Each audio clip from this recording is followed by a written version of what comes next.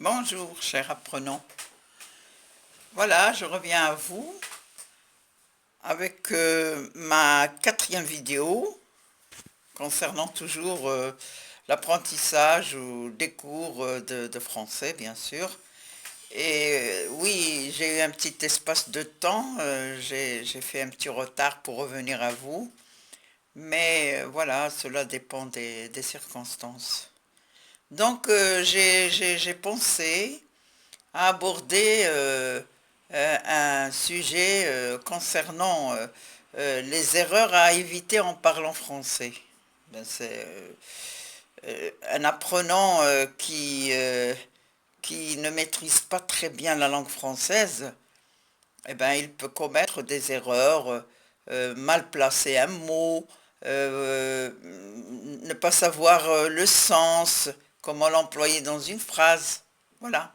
Donc, c'est une séquence qui est très longue parce qu'il y a pas mal de mots que l'on arrive à mal placer, mais on va se contenter de ce petit morceau-là et je reviendrai bien sûr toujours sur ce sujet-là. C'est le plus important d'ailleurs. Voilà. Donc, on commence par le verbe aller. Bon, le verbe aller, euh, au lieu, normalement, normalement, ce verbe-là, euh, on peut l'appeler autrement. Normalement, c'est un auxiliaire. Il fait partie des auxiliaires être, avoir et aller. Et ces auxiliaires expriment une action. Quand je dis aller, ça veut dire j'exprime une action. C'est le fait de se déplacer à un endroit, aller chez une personne. Voilà. Donc, on va voir ces erreurs.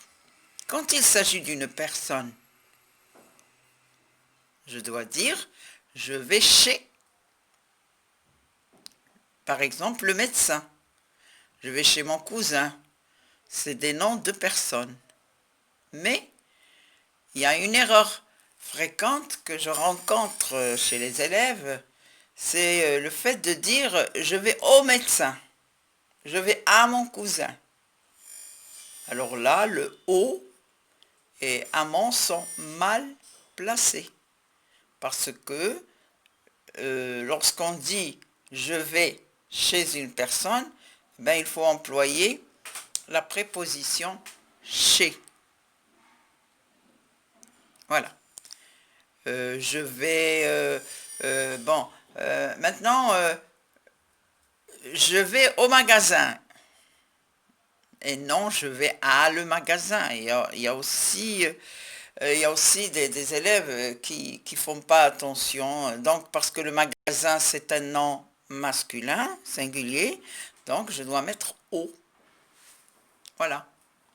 Et quand il s'agit d'un nom féminin singulier, eh ben je vais à la.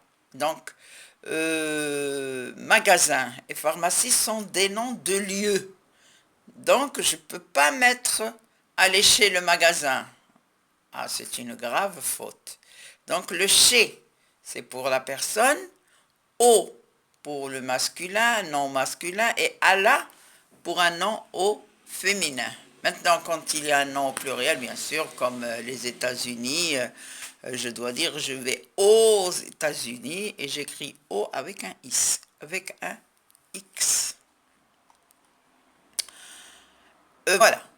Donc, le mot, là, on a compris que dans toutes ces phrases que je viens de donner avec la correction des erreurs, on comprend qu'un mot, il a un sens dans son contexte. Quand je dis contexte, grammaticalement, ça veut dire la phrase. Ben, au lieu de dire le contexte, on peut dire un mot a un sens dans la phrase. Mais le verbe aller, il peut avoir d'autres sens. Quand je dis à quelqu'un comment vas-tu, c'est pas qu'il exprime lui une action, Et quand il te répond je vais bien, eh ben, ça n'exprime pas une action d'aller. Parce que là, le verbe aller n'est pas accompagné d'un nom, mais il est accompagné, c'est une question avec le pronom personnel tu, et la réponse est je vais bien. Alors on va voir, on va dire, on va se demander quel est le sens du verbe aller ici. Donc la réponse, c'est que le verbe aller, il a été employé pour désigner un état, l'état de la personne, l'état de santé de la personne. Comment vas-tu? Donc vous voyez que le verbe ici, il a changé de sens. Il n'a plus le sens d'une action, mais il a le sens d'un état. Bon, le verbe aller, conjugué au présent, on va voir un autre cas, une autre erreur. Le verbe aller conjugué au présent, suivi d'un verbe à l'infinitif. Par exemple, je vais manger, je vais partir. Bon, le verbe aller là, il est conjugué au présent et il est suivi d'un verbe à l'infinitif. Et le sens là, c'est qu'il exprime une action. Mais cette action, elle va se faire dans un moment proche du présent. Par exemple, le présent, c'est que je suis dans la maison et dans un moment, je vais partir. Donc, le moment où je vais partir, c'est un moment qui est proche du présent. Voilà. Donc, le verbe aller conjugué au présent plus le verbe partir à l'infinitif, c'est ce qu'on appelle le futur proche. C'est un futur qui est proche du présent. Donc, on peut commencer la phrase avec dans un moment, dans un instant, dans quelques minutes, bientôt, etc. Mais tout ça, toutes ces adverbes de temps qu'on met devant le verbe aller, c'est pour exprimer que l'action ne se passe pas au moment où je parle, mais dans un moment qui est proche du présent. Alors, en conclusion, on peut dire que le verbe aller n'exprime pas une action, mais c'est un verbe qui exprime, le verbe aller n'exprime plus une action, mais c'est le verbe partir qui exprime une action. Voilà, c'est ça. C'est que le verbe là, le verbe aller, il n'est pas employé dans ce futur proche. C'est pas lui qui exprime l'action, mais c'est le verbe partir qui exprime l'action. Et j'ai ajouté le verbe aller au présent, c'est que pour formuler la structure de la conjugaison du futur proche. Il y a le futur, et puis il y a le futur proche. Et le futur proche, c'est ce que je viens d'expliquer là. On va voir un autre verbe, le verbe prendre. Bon, le verbe prendre, on a l'habitude de dire je prends mon cahier, je prends un stylo pour écrire, je prends mon cartable, etc. Bon, c'est une action, action de prendre. Bon, ça c'est le premier sens, c'est le sens, si vous voulez, c'est le sens propre. Le premier sens d'un mot, c'est le sens propre. Maintenant, si je dis, je prends un rendez-vous avec le dentiste, est-ce que je vais prendre le rendez-vous à la main? Non, non, c'est pas une action, hein. Mais je prends un rendez-vous avec le dentiste. Le sens, il a changé. Ça veut dire, si j'explique le mot dans son sens, là, ça veut dire je fixe un rendez-vous avec le docteur. Donc là, on a un autre sens qu'on appelle le sens figuré. Un mot, il a un sens propre lorsqu'il est employé dans son premier sens et il a un sens figuré lorsqu'il est employé dans un deuxième sens. Je dis par exemple, c'est moi qui prends la parole. Je communique avec une personne Et je l'arrête, on parle, et après je lui dis, c'est moi qui prends la parole. Ça veut dire, c'est moi qui commence à parler. C'est moi qui commence la parole. Là, le sens aussi, il a changé. Il a donné un autre sens à la phrase. C'est toujours le sens figuré. Ne prends pas ce que je te dis au sérieux. Bon, je parle avec une personne et je suis en train de raconter des choses qui sont loin de la vérité. Et alors, pour éviter qu'elle me croie, eh ben, je lui dis, ne prends pas ce que je te dis au sérieux. Ça veut dire, n'y crois pas à ce que je te dis. Un autre sens ici, dans la phrase, c'est toujours le sens figuré. Prends soin de toi. Je dis à quelqu'un, prends soin de toi. Ça veut dire, occupe-toi de ta santé.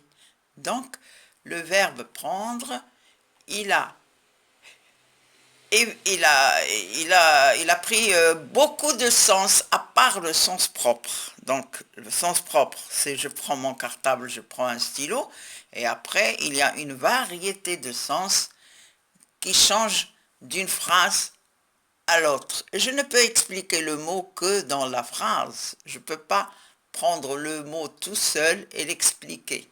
Non. Il faut expliquer le mot dans la phrase. C'est-à-dire on va trouver le sens. Pour éviter d'être contaminé du Covid-19, tu dois prendre tes distances. Ça veut dire tu dois t'éloigner des gens. Voilà, prendre les distances, ça veut dire s'éloigner des gens. Voilà un autre sens figuré. Voilà. Donc, vous voyez, une autre phrase, quand le professeur explique la leçon, je prends note. Ben, le professeur, il explique, et moi, je prends note, c'est-à-dire j'écris sur mon cahier, je prends l'essentiel de ce qu'il dit et je l'écris sur mon cahier. Là, c'est que je prends note. Un autre sens, bien sûr. On passe à un autre verbe, c'est le verbe revenir. Bon, revenir dans notre langage courant, quand je dis je reviens de l'école ou je reviens du marché, je reviens de chez le médecin, ça a le sens de retourner. Voilà, je reviens, je retourne. Eh bien, l'école est un nom de lieu masculin précédé de la préposition de. Je retourne de l'école. Je retourne de la pharmacie.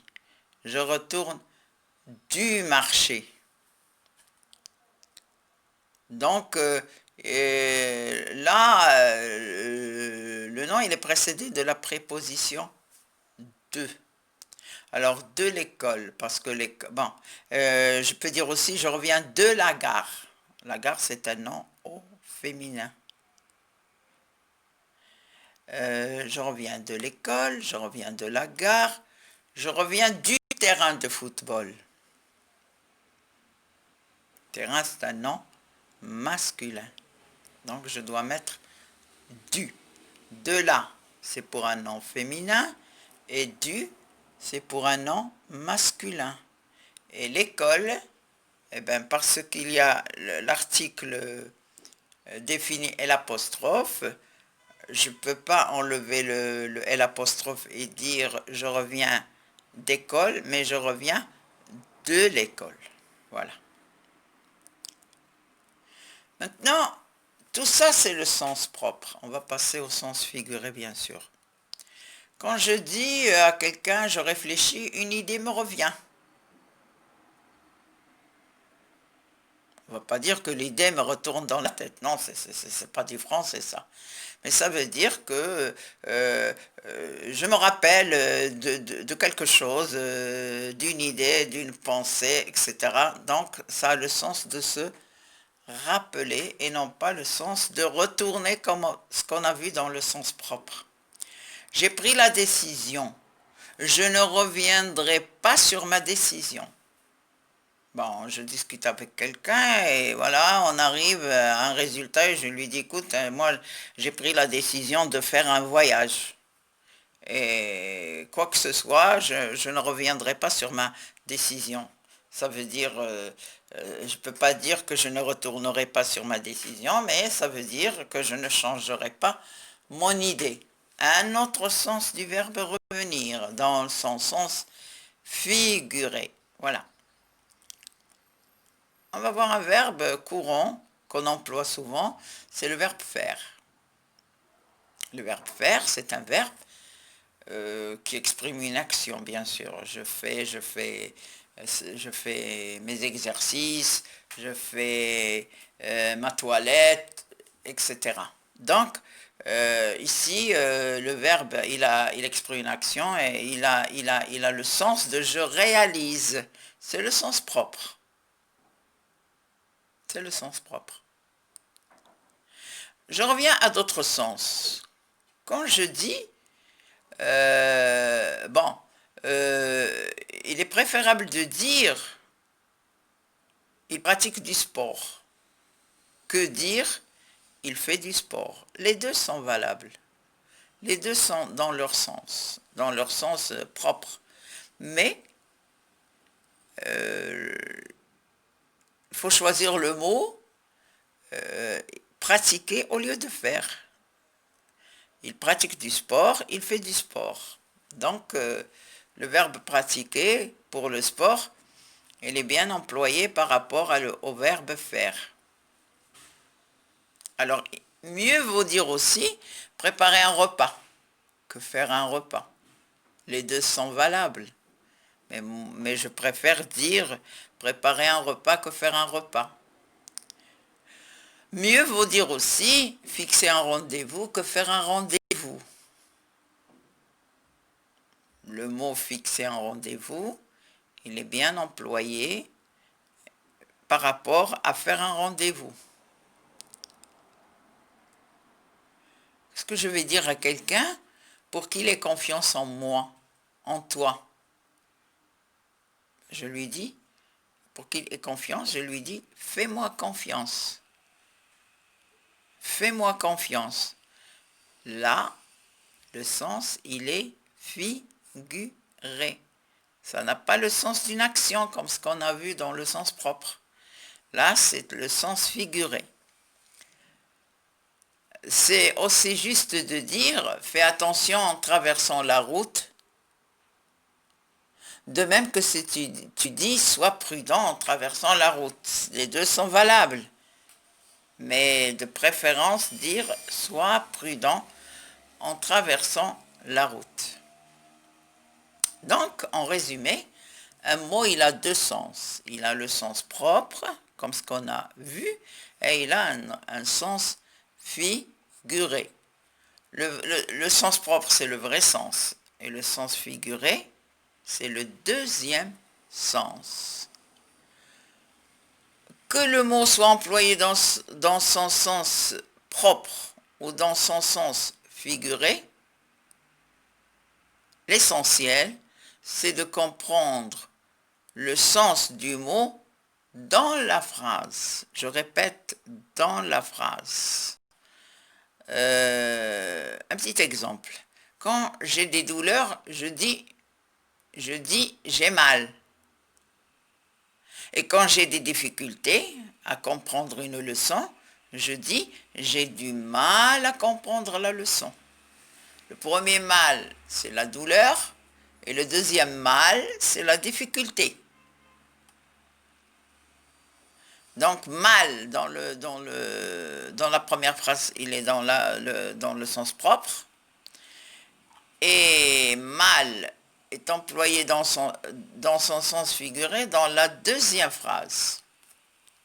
Voilà. Donc, on doit noter qu'un mot change de sens selon l'idée que je veux exprimer dans la phrase, selon ce que je veux dire. Donc, le mot, je l'emploie, mais il faudrait que celui qui reçoit la parole, il comprenne le sens que vous voulez dire dans cette phrase. Voilà.